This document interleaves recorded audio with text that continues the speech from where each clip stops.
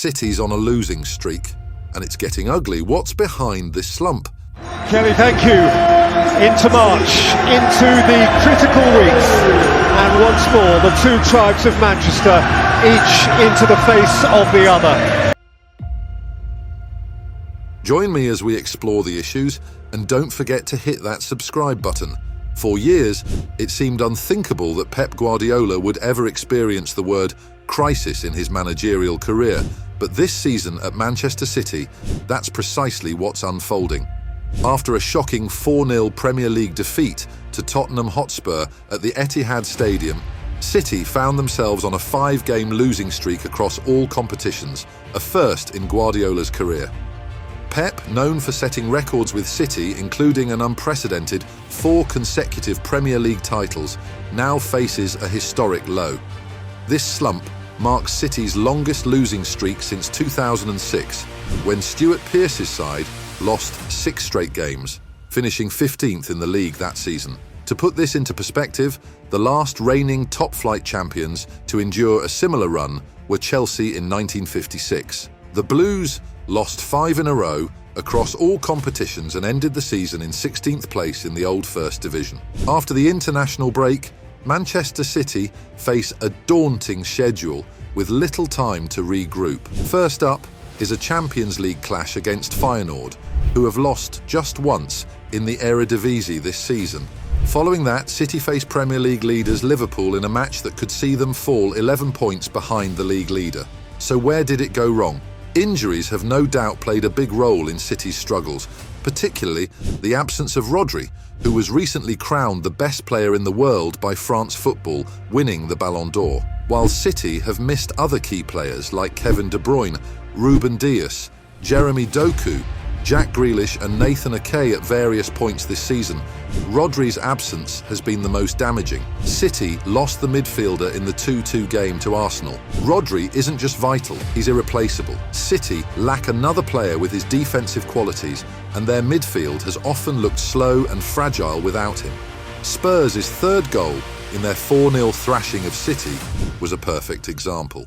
City failed to win the second ball, lost the subsequent duel, and couldn't recover defensively, exposing their vulnerability without Rodri's commanding presence. The team's inability to win second balls and control midfield duels has been a recurring issue during this losing streak. Without their midfield anchor, City's usual dominance in transitions and defensive coverage has disappeared, leaving them exposed in critical moments. Rodri's absence has become a hot topic on social media, with one ex-user tweeting, "Every sensible person knew that it would be difficult to find a solution to Rodri. We've seen glimpses before now when he misses games, and they don't understand what's happening in that midfield. On the flip side, he's in the team and they go like 60 games unbeaten." It would be far too simplistic to blame all of City's problems on Rodri's absence, but let's not kid ourselves. His importance can't be overstated. The stats tell the story. Between the start of the 2023-24 season and that fateful Arsenal game, Rodri featured in 53 matches for City across all competitions. City lost just one of those, a tight FA Cup final against Manchester United. With Rodri in the team, their win percentage was a staggering 73.6%. Without him, it dropped significantly to 58.3%. That's not just a dip, it's a dramatic shift for a team with City's ambitions. While the return of first-choice defenders from injury will undoubtedly boost the team's structure, it's clear that a longer-term solution might be required. A January signing could provide the much-needed muscle and depth in midfield, ensuring City aren't so dependent on one player to hold everything together. While City's struggles with Rodri's absence have been widely discussed, they're also grappling with another glaring issue, a centre-forward who has lost his scoring touch. Erling Haaland was on fire at the start of the season, netting 10 of City's first 13 league goals. That blistering form interestingly ended the same day Rodri got injured.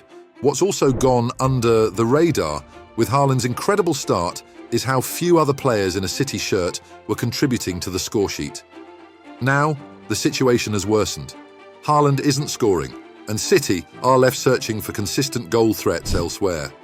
If Haaland can rediscover his early season form, it could paper over some of the cracks in City's midfield issues. But if his struggles persist, Guardiola will need others to step up, a challenge that has proven tricky so far. Savio, the new guy, hasn't scored a goal in 16 matches.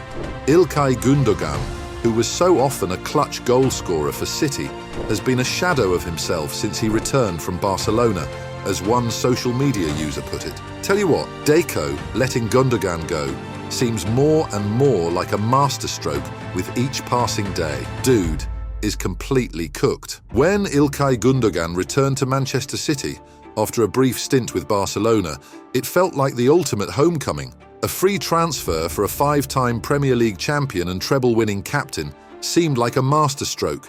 Guardiola himself didn't want to see him leave in 2023, so having him back felt like a win for everyone.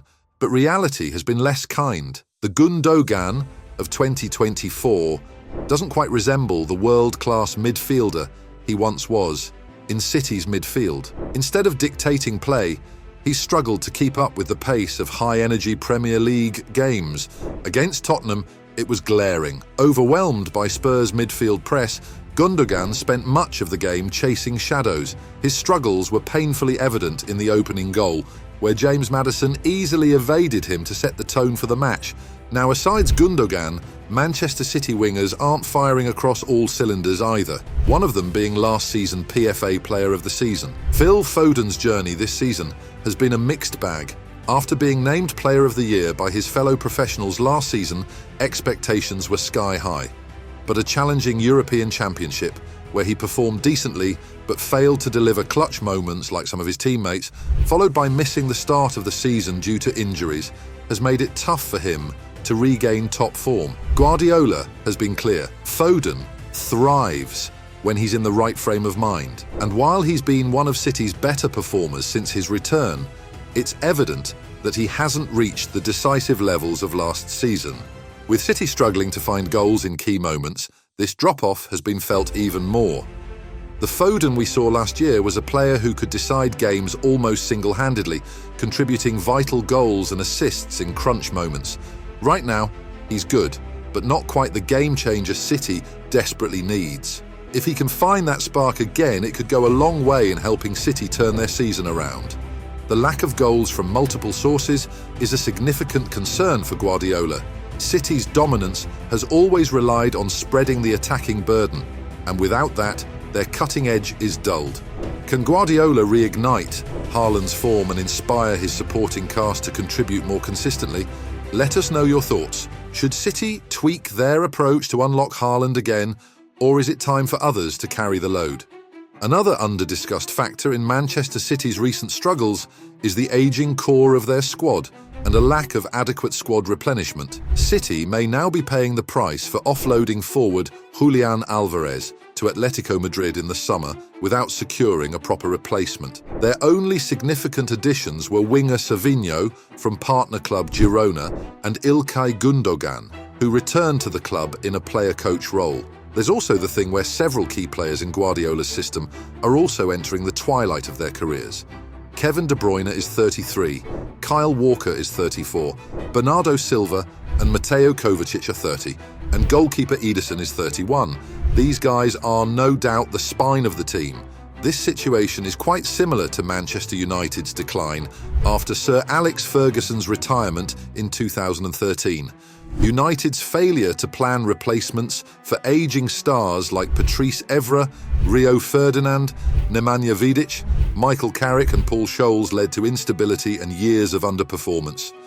Here's an interesting stat. The United team Ferguson picked for his final home game had an average age of 27.54. Compare that to City's starting E5 in their loss to Brighton before the start of the international break in November, which had an average age of 25.72.